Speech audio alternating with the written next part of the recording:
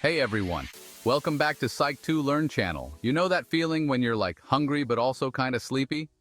Yeah, today we're tackling those tricky emotions and learn how healthy people deal with them. Because let's be honest, sometimes our feelings are like that one sock that disappears in the dryer. Somehow it's gone. But fear not, my friend, in this video we've got 5 ways you can try to regulate those emotions. Okay, let's just get started. Tip number 1 is to truly feel your feelings. It might sound simple, but this is a crucial step. Healthy people don't suppress their emotions, they recognize them. They understand that emotions are a natural part of being human. When you feel sad, angry, or anxious, take a moment to identify that emotion. Acknowledge it without judgment. You can say, "I feel anxious right now," or "I'm really happy today." Naming your emotions can be incredibly powerful. Don't worry, you don't have to shout it from the rooftops. Unless that's your thing, then go for it. Expressing emotions in your own way is key. Think of it like this. Your emotions are like those little notification pop-ups on your phone. They demand your attention.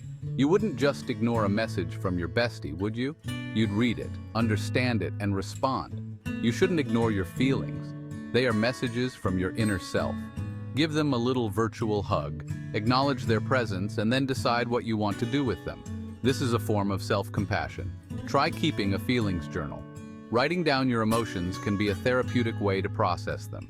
Just a few minutes each day can help you articulate your emotions, making them easier to manage.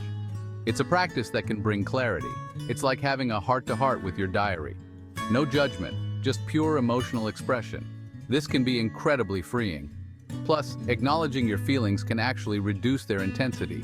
It's a way to diffuse the emotional charge. It's like shining a light on your emotions instead of hiding them in the dark.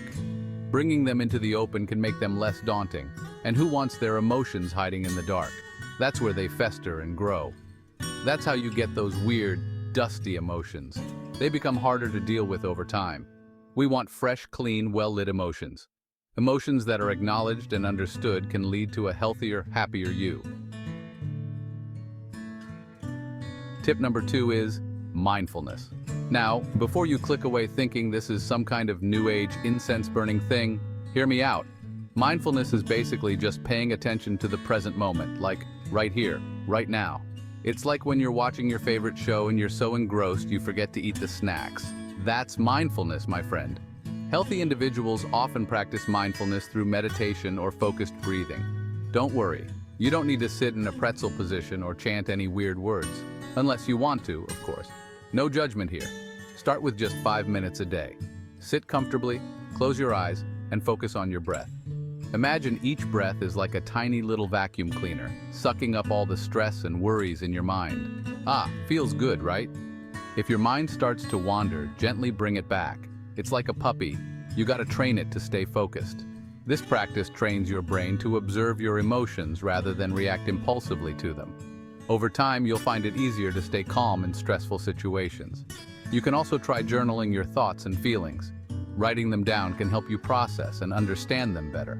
Or take a mindful walk. Pay attention to the sights, sounds, and smells around you. It's a great way to ground yourself.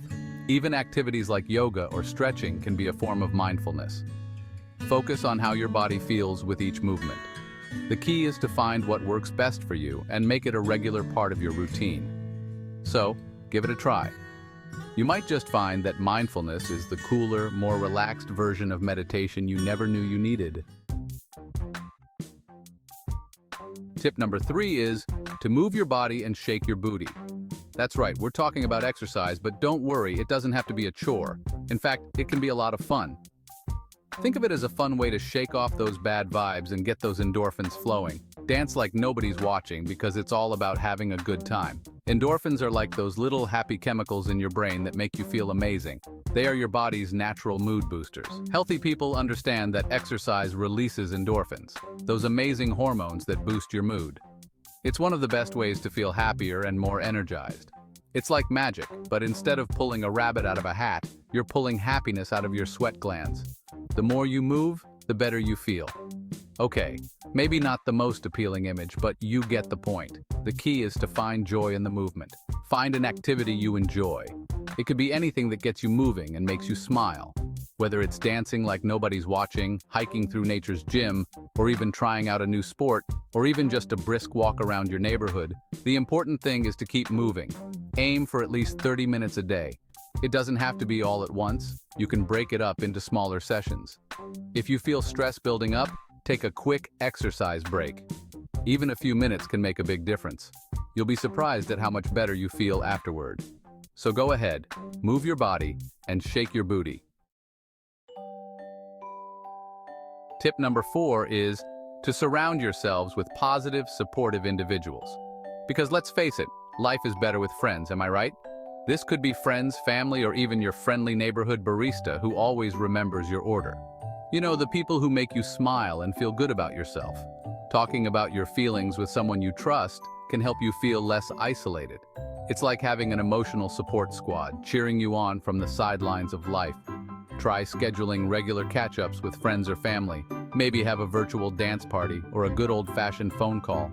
You'll create a safe space to share your feelings, which can lighten the emotional load you're carrying. Plus, you'll likely discover that you're not alone in your experiences. We've all been there, my friend. We're all in this crazy, emotional roller coaster ride together.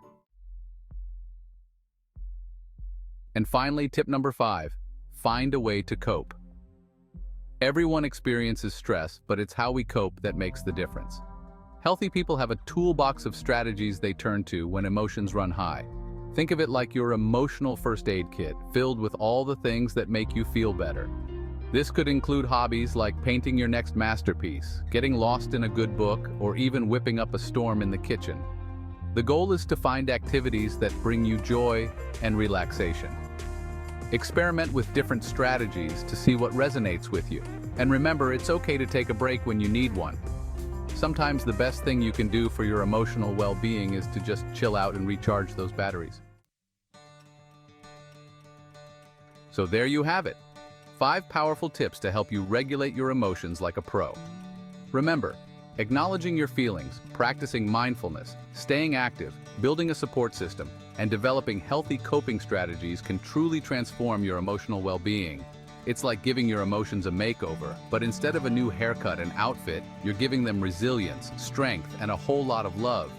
If you found this video helpful, give it a thumbs up, subscribe for more, and drop your favorite tip in the comments below. Thanks for watching and take care of yourselves. Remember, you are awesome, you are loved, and you've got this.